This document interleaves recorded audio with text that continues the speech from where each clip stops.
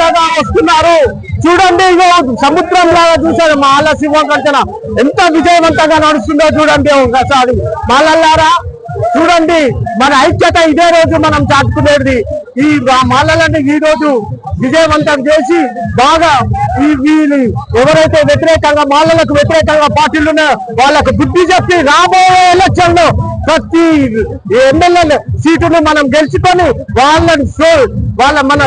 మన యొక్క బలం చూపెట్టి మన ఏదైతే ఉన్నారో కాపాడుకోవాలా, మన అస్తిత్వాన్ని మన ఆత్మగౌరవాన్ని నింపుకోవాలి, మన సత్తాన్ని నిలుపుకోవాలని కోరుతున్నాము. ఇది అంతం కాదు, ఇది ఆరంభం మాత్రమే. ఇప్పుడు ప్రతి స్టేట్లలో ఈ మాల సింహాలు గర్జిస్తాయి. జాగ్రత్త. జై భీమ్, జై మాల. పోరాట సమితి ఒక సీనియర్ ఉద్యమకారుణ్ణి. నా పేరు తాలూకా అనిల్. నేను నవబత్పాడు బస్సు వాసిని.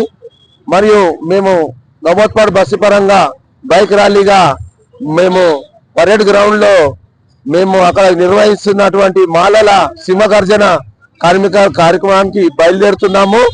మేమందరం కూడా ఆ సభను విజయవంతం చేయాలని కోరుతూ, మరియు ఆ సభకు విచ్చేసే ప్రజలకు మా వాళ్ళకు కూడా సందేశాన్ని ఇవ్వాలని అక్కడ మా వివేక్ వెంకట స్వామి గారు, ఆయన వివేక్ అన్న గారు, ఆయన ఆధ్వర్యంలో అక్కడ మన మాలల సభ జరుగుతుంది, సింహగర్జన. దాన్ని జయప్రదం చేయాలని కోరుతూ మీ అందరికీ జై భీమ్లు, జై మాల.